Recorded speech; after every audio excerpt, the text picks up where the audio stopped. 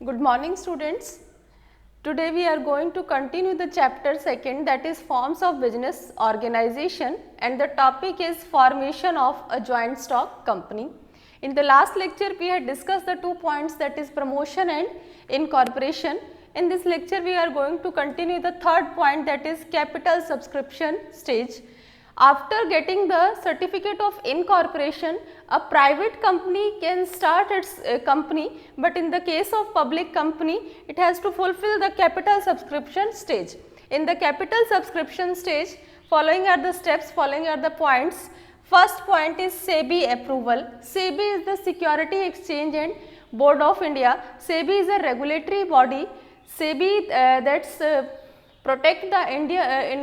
that protects the interest of investor. SEBI हमारा सबसे most important है. सेबी पूरी तरह से शेयर मार्केट को, कैपिटल मार्केट को जो कंट्रोल करने का काम है वो किसका है? सेबी का. सेबी पूरी तरह से प्रोटेक्शन प्रोवाइड कराता है इन्वेस्टर्स को, और हर कंपनी को सेबी को अपने जितने भी डॉक्यूमेंट्स है, जितनी भी डिटेल है, वो सारी की सारी एग्जैक्ट डिटेल सेबी के पास सबमिट कराना होता है. अगर कोई भी कंपनी सेबी के से किसी भी तरह की डिटेल हाइड करती है तो जो हमारा इन्वेस्टर्स एक्ट 2000 है उसके अकॉर्डिंग उस पर्सन की जो रजिस्ट्रेशन है वो कैंसिल हो जाएगी. इसलिए सेबी से किसी भी तरह की कोई डिटेल हाइड नहीं करनी है. सेबी अपने इन्वेस्टर्स को पूरी तरह से प्रोटेक्ट करता है, उनको time to time guidelines provide कराएगा. उनके इंटरेस्ट को प्रोटेक्ट करना, ये देखना कि कहीं कोई ब्रोकर या कोई भी हमारे इन्वेस्टर्स को चीट ना करे. सेबी दैट मीन्स कि कैपिटल मार्केट को पूरी तरह से कंट्रोल करता है और इन्वेस्टर्स को पूरी तरह से प्रोटेक्ट करना, उनको time to time instructions issue करना, टाइम टू टाइम गाइडलाइंस देना, ये सारा काम सेबी के अंडर आता है. Second is prospectus. Prospectus is one of the most important document that is issued by the public to give the invitation to public to invest the money in their particular company. That means कि shareholders को invite करने के लिए company को क्या करना है? ये prospectus issue करना है. और प्राइवेट कंपनी के केस में prospectus की ज़रूरत नहीं है. पब्लिक कंपनी को मस्ट है ये कि prospectus issue करना है. prospectus किसी भी फॉर्म में हो सकता है, नोटिस भी हो सकता है, कोई सर्कुलर भी हो सकता है, एडवर्टीजमेंट भी हो सकता है. दैट मीन्स प्रोस्पेक्टस एक वे है जिससे हम पब्लिक को इनविटेशन देते हैं कि हमारी कंपनी में शेयर्स को इन्वेस्ट करें. Third one is appointment of bankers, brokers and underwriters. Bankers क्या करते हैं? बैंक की ट्रांजेक्शन्स को मनी डिपॉजिट करना, एक्सेप्ट करना. That means for the transaction of banking bankers are appointed. Brokers किस लिए अपॉइंट किए जाते हैं? शेयर्स को सेल करने के लिए ब्रोकर्स को अपॉइंट किए जाते हैं. ब्रोकर्स पब्लिक को मोटिवेट करते हैं, पब्लिक को इनविटेशन देते हैं कि हमारी कंपनी में शेयर्स परचेज करें और मनी इन्वेस्ट करें. अंडरराइटर्स का क्या पर्पस हुआ? अंडरराइटर्स क्या होते हैं? जब कंपनी को ये श्योरिटी नहीं होती है कि वो सारे लॉट्स ऑफ शेयर जो है वो सेल हो जाएंगे, तो वो अंडरराइटर्स को अपॉइंट करते हैं, और अंडरराइटर्स क्या करते हैं? अपना कमीशन चार्ज करते हैं. Fourth is minimum subscription. Minimum subscription क्या है? कि कंपनी के पास मनी की शॉर्टेज ना हो, फंड की शॉर्टेज ना हो. जो तो हमारे यहाँ पे कंसेप्ट क्या होता है कि minimum amount of application receive हो जाना चाहिए. That is called as minimum subscription. अगर मिनिमम सब्सक्रिप्शन हमें नहीं रिसीव होता है तो कंपनी आगे फर्दर शेयर इशू नहीं कर सकती. दैट मीन्स अलॉटमेंट नहीं दे सकती है. अब कंसेप्ट आता है कि होता क्या है मिनिमम सब्सक्रिप्शन, और जो हमारा कंपनीज एक्ट है इसके अकॉर्डिंग 90% जितना भी पर्टिकुलर कंपनी इशू कर रही है नंबर ऑफ शेयर्स, उसका 90% एप्लीकेशन हमें रिसीव हो जाना चाहिए. अगर 90% एप्लीकेशन नहीं रिसीव होता है तो कंपनी हमारी शेयर्स को इशू नहीं कर सकती है. फॉर एग्जाम्पल, एक कंपनी ने पब्लिक को इशू किए 1000 शेयर और शेयर की वैल्यू 10 रुपीज़ पर शेयर है. इसमें से मिनिमम सब्सक्रिप्शन का मतलब क्या हुआ कि 90% इसका हमें रिसीव हो जाना चाहिए. 90% दैट मीन्स 900 शेयर्स के लिए एप्लीकेशन आ जाना चाहिए. ये होता है हमारा मिनिमम सब्सक्रिप्शन, ताकि कंपनी के पास फंड का शॉर्टेज ना हो. मिनिमम नंबर ऑफ शेयर्स के लिए एप्लीकेशन आ जानी चाहिए, और मिनिमम नंबर्स का क्राइटेरिया कितना है? 90% बेटा. 90% हमें रिसीव हो जाना चाहिए. Fifth is application to stock exchange. Application to stock exchange का मतलब क्या हुआ कि जब हमें मिनिमम सब्सक्रिप्शन दैट इज 90% के लिए एप्लीकेशंस रिसीव हो गई हैं, तो फर्दर अब पब्लिक को इशू जनरल शेयर्स को इशू करना है। बट उसके लिए कंपनी को क्या करना पड़ता है बेटा, किसी भी स्टॉक एक्सचेंज में जो हमारा वैलिड स्टॉक एक्सचेंज है उसमें लिस्ट होना, उसमें उसको लिस्टेड होना ज़रूरी है with the prior permission of registrar.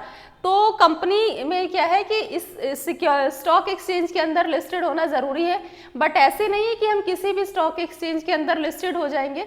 इसके लिए हमें क्या करना पड़ेगा, परमिशन लेनी पड़ेगी। इसमें क्या होगा, जो रजिस्ट्रार है वो कंपनी की फाइनेंशियल साउंडनेस, कंपनी की पूरी कंडीशंस को वेरीफाई करेगा। अगर कंपनी वैलिड है तो फिर वो उनका नेम जो है किसी भी पर्टिकुलर स्टॉक एक्सचेंज में लिस्टेड हो जाएगा। और इन केस जो हमारा ये सब्सक्रिप्शन का डेट क्लोज हुआ है, इसके 10 वीक्स के अंदर अंदर अगर हमारा नेम लिस्टेड नहीं होता है स्टॉक एक्सचेंज के अंदर, तो क्या होगा, जो हमारा ये शेयर्स हमने एप्लीकेशन जो हमें रिसीव हुई है, इसको हम क्या कर देंगे, रिटर्न कर देंगे। दैट मीन्स कि ये वॉइड है, सब कुछ हमारा क्या है, नील है, हम फर्दर शेयर्स को अलॉट नहीं कर सकते। इन केस अगर डेट, ये जो सब्सक्रिप्शन की डेट जो क्लोज हो गई है, इसके 10 वीक्स के अंदर अंदर हमारा नेम लिस्ट हो जाना चाहिए, हमारी कंपनी का नेम। अगर वो लिस्टेड नहीं होता है तो एप्लीकेशन क्या है, हमारा वॉइड है। दैट मीन्स जो मनी हमने यहाँ पे रिसीव की है, इसे हमें क्या करना पड़ेगा, रिटर्न करना पड़ेगा, और फर्दर कंपनी शेयर्स को अलॉट नहीं कर सकती है। बट इन केस अगर स्टॉक एक्सचेंज में लिस्ट हो जाता है, नेम लिस्टेड हो जाता है, तो फर्दर कंपनी पब्लिक को शेयर्स अलॉट कर सकती है। Next is allotment of share. Allotment of share क्या होता है बेटा, इसमें क्या होता है कि जो कंपनी के जो डायरेक्टर्स का नेम है, एड्रेस है, वो डिटेल सारी फिल करके वो रजिस्ट्रार के पास सबमिट की जाती है। कि दैट मीन्स कि जितनी भी डिटेल है वो सब बिल्कुल ट्रू है, उसमें शेयर होल्डर्स के नेम हो गए, एड्रेस हो गए, वो सारी डिटेल्स अलॉटमेंट ऑफ शेयर्स में रेडी की जाती है और उसको फर्दर रजिस्ट्रार के पास सबमिट कर दिया जाता है। तो कैपिटल सब्सक्रिप्शन के ये कुछ पॉइंट्स हैं। सेबी अप्रूवल। सेबी कौन है, रेगुलेटरी बॉडी है that controls the capital market of India. Prospectus is the way to give the invitation to public. It can be of any form, notice, circular, advertisement. Third one is appointment of banker, broker or underwriters. They are the mediator, they are the part of the company. Minimum subscription 90% application must be received because company does not have any shortage of fund. Application to stock exchange clear है, company must get listed in the stock exchange. Or allotment of share in this name, address and detail of shareholders are submitted to registrar. Is it clear? Now fourth point is commencement of business. After completing the capital subscription stage, company receive certificate of commencement of business, but there are some details that is filled in the documents with the registrar. First one is shareholders. Firstly, it should verify that all the share pay in cash have been subscribed. That means there is no pending amount, all the minimum subscription is received. Second is, it is confirmation that every director have paid in cash amount of application and allotment. Third one is there is no pending money. Fourth one is that verification is above requirement have been compiled. These all details have been submitted with the registrar. Registrar verify all the documents and after verification registrar issue the certificate of commencement. These are the formalities, these are the documents, these are the formalities that have to fulfill to form a joint stock company. Is it clear? ये इतनी सारी stages, 4 stages को company, एक public company form करने के लिए हमें ये 4 स्टेजेस को फुलफिल करना पड़ता है। First promoter, promotion, second incorporation, incorporation के बाद capital subscription stage, fourth is certificate of commencement of business. तो ये है हमारा formation of joint stock company. Hope so this is clear to everyone. Next main topic is important documents used in the company. In the formation of company there are some documents that must have to prepare the public company. First is memorandum of association. Memorandum of association is most important document of the company. It is known as the charter of the company and the memorandum of association is also known as end or doctrine of company. ये 1 marks में भी पूछा जाता है। Memorandum of association is known as charter of company. Memorandum of Association is most important document of the company. It contains the scope and limitations of the company. It contains the powers of the company, and Memorandum of Association is altered due to the permission of, due to the law of company board. Otherwise it cannot be altered.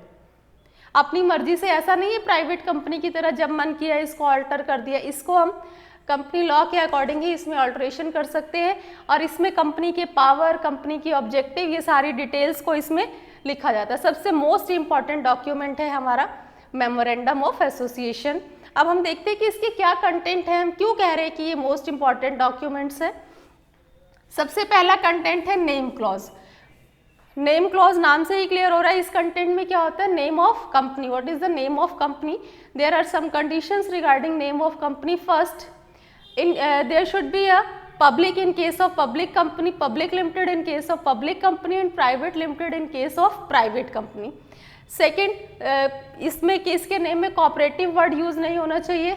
Name should not be identical to any company. किसी भी company के equal name नहीं होना चाहिए. Fourth, जो government के restricted words हैं, कोई भी ऐसा नहीं हो कि मतलब किसी भी गवर्नमेंट के लिंक से नेम ना मिलता जुलता हो. कुछ रिस्ट्रिक्टेड वर्ड है जैसे किंग, क्वीन, ये सारे वर्ड्स नहीं यूज़ करने हैं. तो ये हमारा नेम से रिलेटेड है. अगर किसी कंपनी को नेम में ऑल्ट्रेशन करानी है तो उनको एक स्पेशल रिजोल्यूशन पास करना होगा, तब कंपनी नेम में ऑल्ट्रेशन करा सकती है. Second one is situation clause. ये भी मोस्ट इंपॉर्टेंट कंटेंट है. सिचुएशन क्लॉज में क्या होता है कि कंपनी कहाँ सिचुएटेड है, कंपनी का रजिस्टर्ड ऑफिस कहाँ है. कंपनी के रजिस्टर्ड ऑफिस से ही कंपनी को रजिस्ट्रेशन मिलती है. कंपनी रजिस्टर्ड होती है तो रजिस्ट्रेशन ऑफिस जरूरी है. रजिस्टर्ड ऑफिस सिचुएशन क्लॉज में क्या होता है कि जहाँ पे कंपनी के सारे इंपॉर्टेंट डॉक्यूमेंट्स को रखा जाता है उसको हम क्या कहते हैं, सिचुएशन क्लॉज.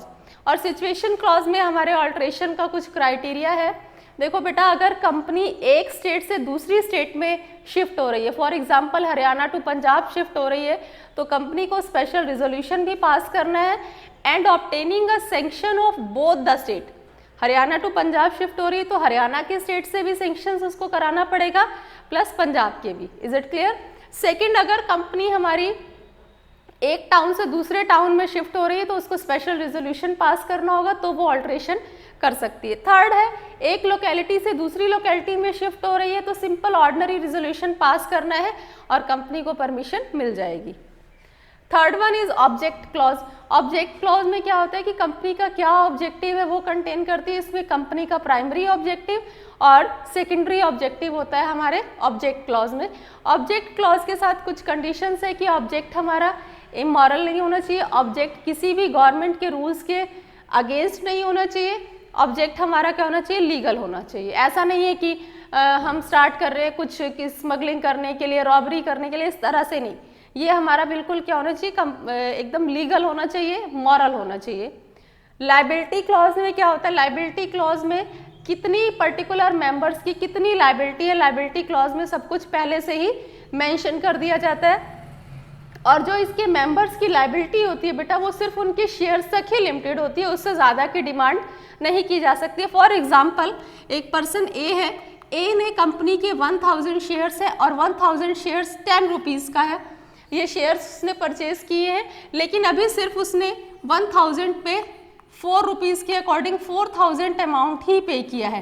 तो ए है, अगर कंपनी को अमाउंट की ज़रूरत है तो कंपनी सिर्फ इससे 10 में से 4 तो वो दे चुका है, कंपनी सिर्फ इससे 6 रुपीज़ की और डिमांड कर सकती है.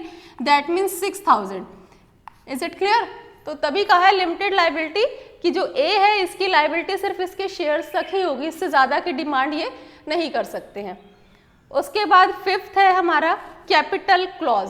कैपिटल क्लॉज में क्या होता है कि कंपनी की मैक्सिमम कैपिटल जितनी की वो पब्लिक को इशू कर सकती है, वो बेटा मेमोरेंडम ऑफ एसोसिएशन में पहले से ही लिख दी जाती है कि कंपनी कितनी maximum number of capital issue कर सकती है. तो वो कैपिटल क्लॉज के अंदर वो लिखा जाता है. और कैपिटल क्लॉज के अंदर अगर हमें चेंजेस कराना है तो हम उसको एक जो हमारा कंपनी लॉ बोर्ड है उसके अकॉर्डिंग हम उसमें चेंजेस करा सकते हैं. हमारे पास कुछ डिफरेंट टाइप्स की कैपिटल होती है. सबसे फर्स्ट आता है ऑथोराइज्ड कैपिटल. सेक्शन 2 ऑफ 8 के अंडर ऑथोराइज्ड कैपिटल का मतलब होता है maximum number of capital that is issued by the company, that is known as the authorised capital. Issued capital, the part of authorised capital that is issued to public. For example permission तो हमने ले ली है कि हम 50 लाख तक maximum number of capital हम public को issue कर सकते हैं, that is known as 50 lakh. Issued capital इस 50 लाख में से फॉर एग्जांपल सारा हम एक साथ तो इन्विटेशन पब्लिक को देंगे नहीं। अभी फॉर एग्जांपल हमें क्या करना है, ये 50 लाख है, 100 का शेयर है हमारा, तो दैट मीन्स हमने 5 लाख मैक्सिमम परमिशन ले ली है। अब इसमें से हमें क्या करना है, हमने फॉर एग्जांपल इसका कुछ पोर्शन जैसे फॉर एग्जांपल 1 लाख पब्लिक को इशू कर दिया, तो सेक्शन 2 ऑफ 50 के अकॉर्डिंग हमने परमिशन तो मैक्सिमम ले ली है, लेकिन जरूरी नहीं कि सारा हम ऑथोराइज कैपिटल को सारा एक साथ इशू कर दे। इसमें से हमने इसका कुछ पार्ट पब्लिक को इशू कर दिया। सब्सक्राइब्ड कैपिटल, अब हमें पब्लिक कितने के लिए अप्लाई कर रही है, दैट मीन्स कितने नंबर ऑफ शेयर्स के लिए पब्लिक सब्सक्राइब कर रही है। जैसे 1 लाख हमने number of shares 1 lakh issue किए हैं, इसमें से पब्लिक ने अप्लाई कर लिया 93,000 के लिए, तो ये है सब्सक्राइब्ड। जरूरी थोड़ी ना कि जितना हम पब्लिक को इशू करेंगे मेरे पास उतने के लिए ही एप्लीकेशन आ जाएंगी, बट सब्सक्राइब्ड कैपिटल के साथ कंडीशन आप लोगों को पता है कि 90% सब्सक्रिप्शन हमें रिसीव होना चाहिए। अगर 90% से कम होगा तो कंपनी शेयर्स को इशू नहीं कर सकती है। Next is called up capital. अब जैसे फॉर एग्जांपल ये 93,000 है, एक शेयर की वैल्यू ये 10 रुपये का है, तो कॉल्ड अप का मतलब हुआ कि 10 में से हो सकता है अभी 3 ही रुपये कॉल किए हो, ये होता है हमारा कॉल्ड अप, है ना। जरूरी थोड़ी ना कि सारा पैसा एक साथ आ जाए, कुछ हमने एप्लीकेशन का मंगा लिया, बाकी अभी बचा है, जैसे मैं आपको यह बता रही थी कि 4 हमने कॉल कर लिए, तो ये कॉल्ड अप है, अभी ये हमारा रिमेनिंग है। Paid up capital, paid up capital बेटा क्या होता है कि जितना कोई भी अमाउंट अगर हम शेयर होल्डर्स को इशू कर रहे हैं, शेयर होल्डर्स अगर हमें पे कर रहे हैं, तो that is known as paid up capital. Next 6th clause is the association clause. Association clause में क्या होता है कि इसको हम सब्सक्रिप्शन क्लॉज भी बोलते हैं कि जितनी भी डिटेल्स है सारे डायरेक्टर सब वेरीफाई करते हैं कि सारी की सारी जो डिटेल है, name, address, share holders are according to memorandum of association, all the details are true and ये सारी की सारी जो फॉर्मेलिटीज़ है ये सब्सक्रिप्शन क्लॉज में मेंशन की जाती है। सारे जो डायरेक्टर्स है, जो शेयर होल्डर्स है, वो सारी चीज़ों को वेरीफाई करते हैं, मतलब कि डेक्लरेशन देते हैं कि all the details are true, तो that is association clause. In memorandum of association there are 6 type there are contents of memorandum of association, there are 6 clause. Name clause contains the name of company, situation clause contains the registered office, the main head office of the company, object clause contains the what is the primary objective and secondary object, and object should be moral and according to company law. Liability clause contains the liability of the member and the liability of the member is limited to share. Capital clause contains the capital, maximum number of capital issued by the company, and types of capital we had discussed. Association clause, the declaration by directors that all the details according to memorandum of association. This is the concept of memorandum of association, and memorandum of association is most important document. In the memorandum of association we can alter the details, but according to permission of company law. That is the concept of important documents used in the formation of company. In next lecture we continue the topic important documents, that is prospectus. We had discussed in, we continue in next lecture. Hope so this is clear to everyone. Thank you.